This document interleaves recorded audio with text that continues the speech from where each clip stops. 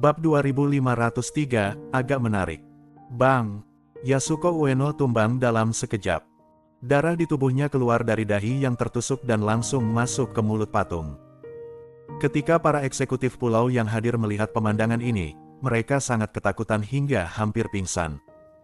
Mereka tahu betul bahwa bukan darah Yasuko Ueno yang terciprat ke mulut patung itu, melainkan patung itu dengan gila melahap darah Yasuko Ueno. Tak lama kemudian, tubuh Yasuko Ueno berubah menjadi sepasang kulit dan tulang yang keriput, terlihat sangat mengerikan. Sekelompok eksekutif senior dari pulau itu gemetar hebat dan tidak berani melihat tubuh Yasuko Ueno. Selama bertahun-tahun, mereka sudah membawa banyak orang untuk dipersembahkan sebagai makanan kepada Dewa Raja untuk ditelan esensi dan darah mereka. Kebanyakan dari mereka adalah wanita muda dan cantik. Ini juga merupakan hobi utama Dewa Raja.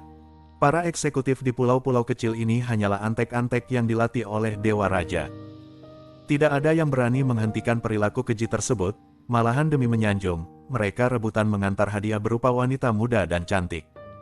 Oleh karena itu, selama bertahun-tahun, sejumlah besar wanita muda dan cantik menghilang di pulau itu setiap tahun. Tidak ada yang tahu bahwa penggagas semua ini adalah Dewa Raja yang berdiri di puncak pulau mereka dan dipuja dengan taat. Ada keheningan di kuil untuk beberapa saat, dan beberapa eksekutif senior bahkan tidak berani bernapas. Kerak, pada saat ini, pintu kayu kuil tiba-tiba terbuka. Beberapa eksekutif dari pulau itu tanpa sadar menoleh untuk melihat. Mereka tiba-tiba melihat sesosok tubuh muncul di depan pintu kuil. Karena pintu dan jendela kuil ini ditutup sepanjang tahun, cahayanya sangat redup. Ketika mereka melihat pintu kayu terbuka, ada terik matahari yang menyinari sosok itu.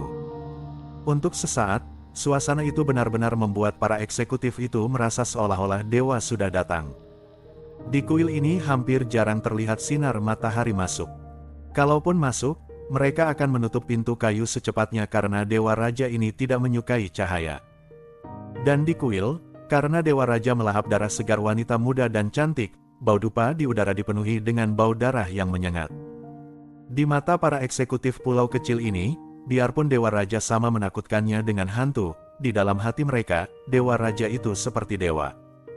Itu adalah dewa yang mereka kagumi dari lubuk hati mereka yang paling dalam, dan mereka tidak berani meremehkannya sedikitpun.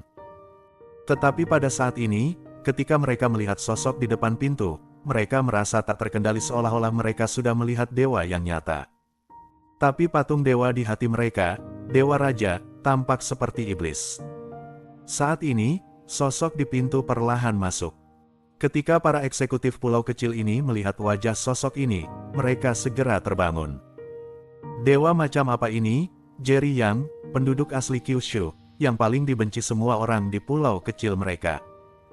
Ketika mereka memikirkan tentang bagaimana mereka diam-diam menganggap Dewa Raja sebagai iblis, sekelompok eksekutif pulau menjadi pucat dan hampir pingsan karena ketakutan. Kamu binatang kecil dari Kyushu, apakah ini tempat di mana kamu bisa masuk? Keluar dari sini dan mati sana. Brengsek, keluar dari sini. Dasar binatang buas, kenapa kamu tidak berlutut saat melihat Dewa Raja? Beberapa eksekutif dari pulau itu tiba-tiba melontarkan semua kemarahan di hati mereka, menunjuk ke arah Jerry yang berteriak dengan marah. Jerry yang memiliki ekspresi tenang di wajahnya. Dia bahkan tidak repot-repot melihat ke beberapa eksekutif pulau itu. Sebaliknya, dia menatap dengan penuh arti ke patung yang tampak ganas itu. Setelah beberapa saat, Jerry yang mencibir dan berkata, "Ini sangat menarik." Bersambung.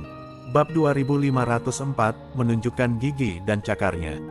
"Hei, apakah kamu orang kuat dari Kyushu, Jerry Yang?" Suara Dewa Raja tiba-tiba datang dari patung itu.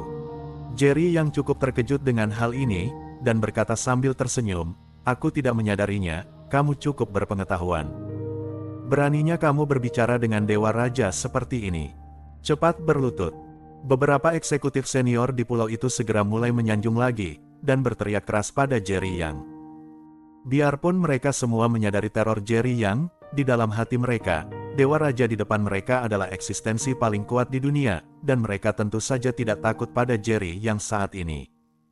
Dan Jerry yang terlalu malas untuk memperhatikan semua semut ini.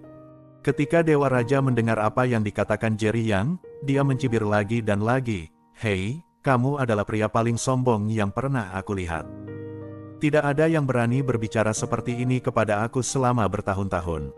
Setiap orang yang melihatku harus berlutut di kakiku, karena semua orang di dunia ini adalah semut. Dan kamu, biarpun kamu kuat di mata orang lain, tetap sama di mataku, kamu adalah seekor semut.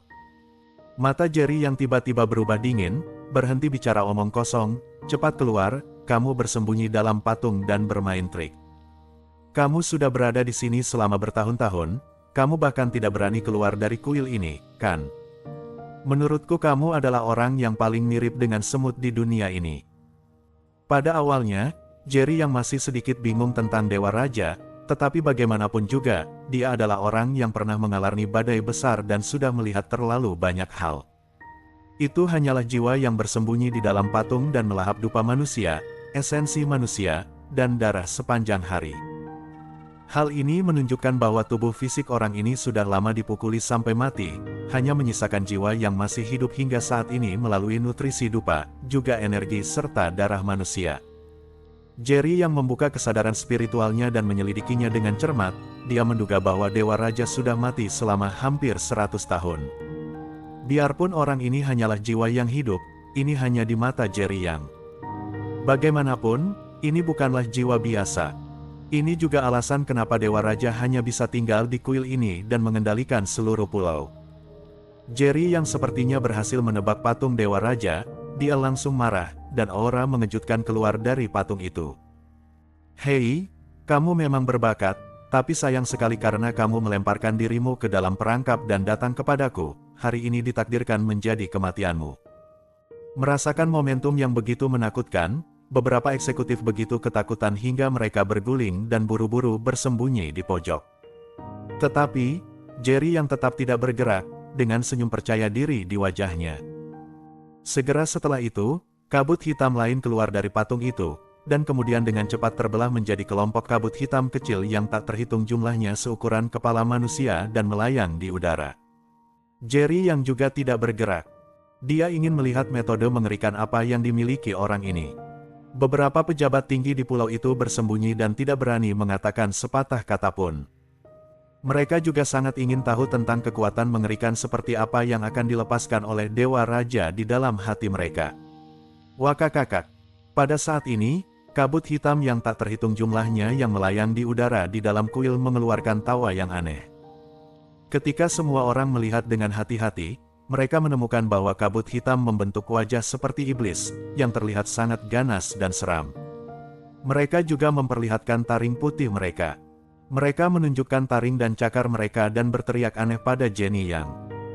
Masing-masing membawa tekanan yang kuat, seolah-olah hanya satu dari mereka saja sudah bisa langsung menelan semua makhluk suci di dunia. Bersambung.